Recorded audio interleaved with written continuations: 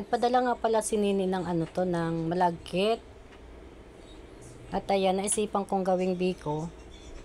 Kasi nga medyo, ang bigas kasi, kapag yan ay tumatagal, na ano yan, nawawala yung kanyang lagkit.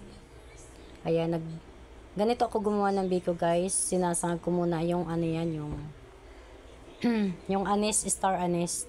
Ayan, at meron akong dalawang gata. Ayan. At pag yan ay medyo nag golden brown na, yan, lalagay na natin yung ating gata. Ganitong gataan na nga palang aking ginagawa.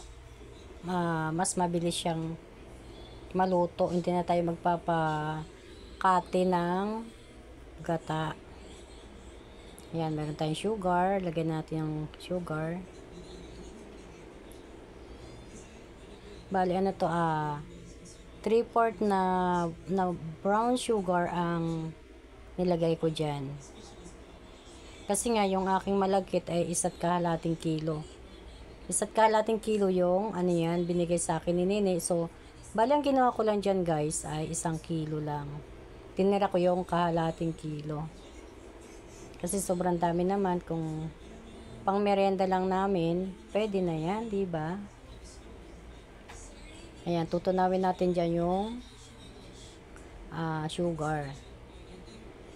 Yung iba pala nito guys, gumawa ano to, sinasangag niya muna yung sugar. Pero pwede rin naman to kasi depende na lang yun sa pamamaraan ng yung pagluluto ng biko. Ayan, hintayin natin siya dyan kumulo.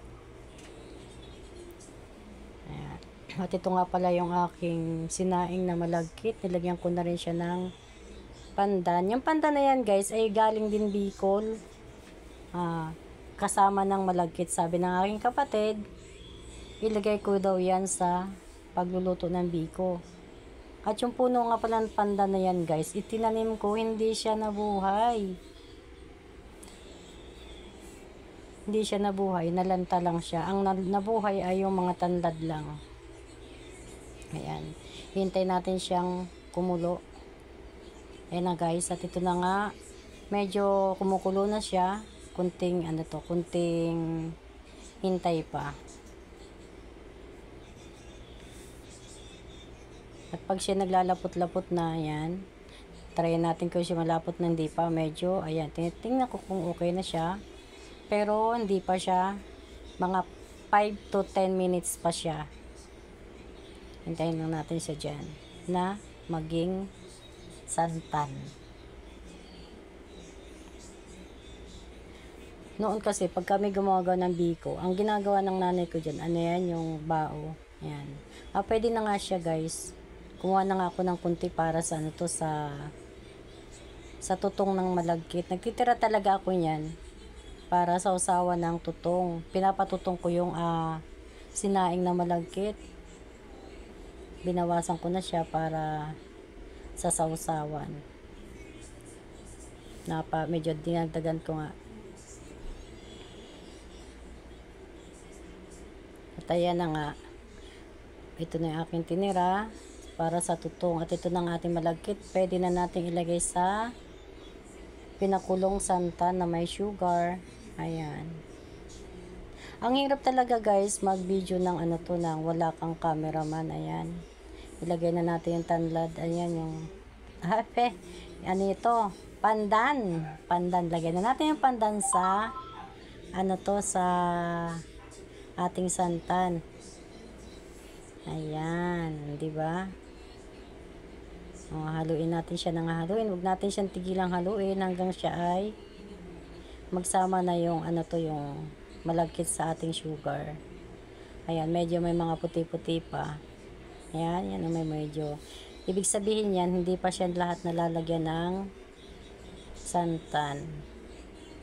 Ayan, ganyan lang pagluluto ng biko. Ang biko kasi, hindi yan, kunti lang ang kanyang ingredients.